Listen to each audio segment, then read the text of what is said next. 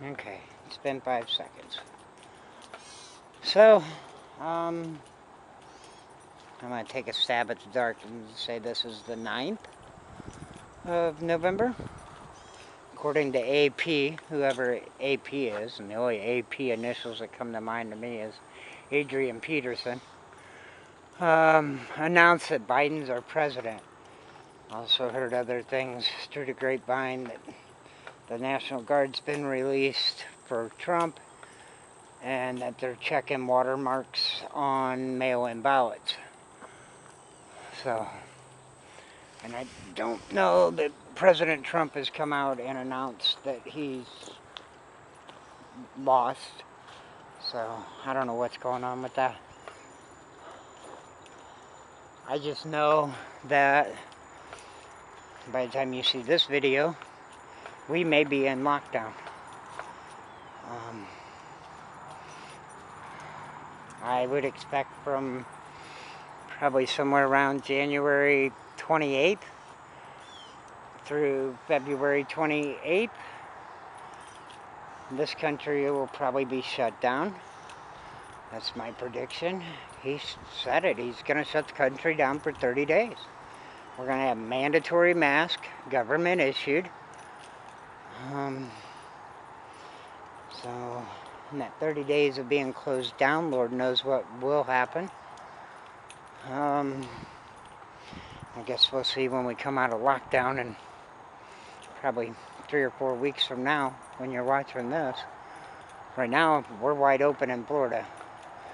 Yes, the city I live in ordered masks for the next 6 months last week.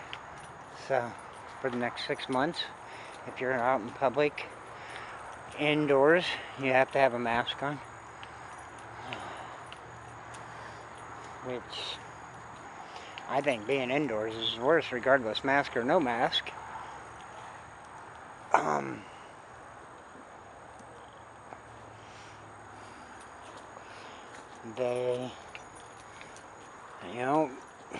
You gotta think about it. When you go into the store, you go into the doctor's office, you go into the library, whatever, anything indoors, business-wise, is climate control.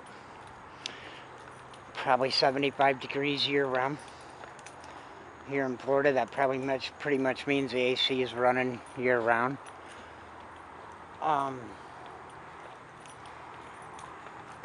I never found that environment a good environment to begin with. Just because I'm in the food industry, so I know what danger zone is, and that's temperature of 45 or 40, depending on what state you live in, to 144 or 139, depending on what state you live in, again. So 40 to 140 or 45 to 145 is a danger zone for bacteria to grow. Well, if the doctor's office is 75 degrees year-round, guess what? That's prime conditions for bacteria to grow. So I try to get into the grocery store and out as quick as possible. Have to wear a mask at work, which is not the easiest when it's 130, 140 degrees in the kitchen. It gets very hard to breathe. These people that mandate masks, especially for the back of the house, we don't deal with the public at all. Anything we breathe in or exhale, well, things we breathe in come from the dining room. Most of it. Perfumes, colognes, whatever. But what we exhale goes straight up the exhaust fans above our head. I mean, that's the whole purpose of an exhaust fan, is to pull everything out of the building. Well, we're standing right at the bottom of that, so well, you sit comfortably in a 70, 75 degree dining room, preferably. Cooks are standing in easily anywhere between easily 100, and that's an air conditioning kitchen, to 160 I've had a thermometer reading a foot above a solid unit one time. It was 106 degrees outside, 112 heat index, middle of August.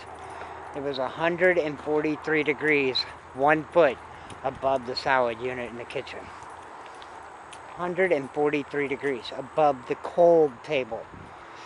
So you can only imagine what that's like standing in front of a fryer, standing in front of a charbroiler. You're talking temperatures easily at 170.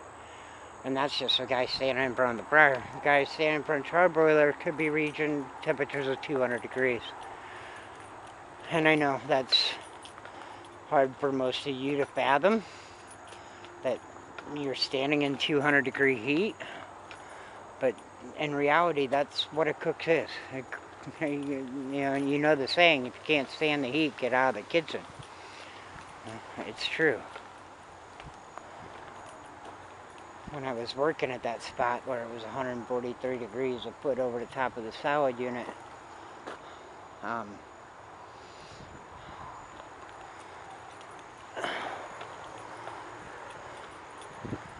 it was pretty miserable. I could not imagine working in that environment with a mask on right now. Not this week coming up, which this is Monday. Next week I start both jobs. I kind of got out of it this week. So my times to be out venturing are probably going to be slim to none.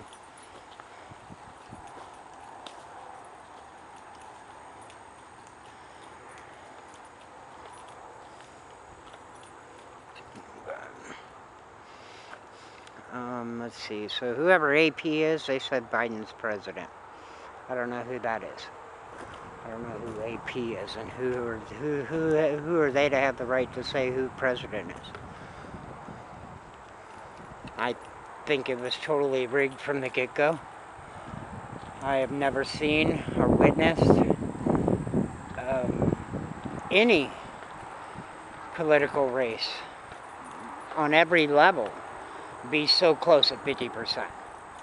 I mean, that's just crazy. That everything was 50%, 49% to 51%. Okay, in this race or that race, maybe, but in everything, I mean, you split the House, the Senate evenly. You split the national vote, public vote by 1%. I mean, I just find that a little weird. But hey, you know, who am I? I'm just somebody that's been alive for 50 years and witnessed elections since, I believe it was Carter and Reagan. Nothing was ever this close. Never. And I'm not willing to sit here and agree that 50% of America is willing to give up America for what it is, for what it stands for. I have a very hard time believing that. I mean, you got people against abortion, which are gun owners, which are hunters, which agree that we have the right to have an AR-15 to go hunting with. I'm not on either side of that. I go hunting with a camera, so my hunting's totally different. But if you need an AR-15 to shoot a deer, I think you should probably get a regular gun and go out and practice more and get better shots so you don't have to take 30 shots to kill a deer. But, you know, if that's what it takes for you to kill a deer, I'm really sorry that you're that bad of a shot, that you need an AR-15. Now, you're going to take down an animal that's coming at you to attack you, like a grizzly or a coyote. Okay, you might need 30 shots to get a couple shots in. Stop the damn thing.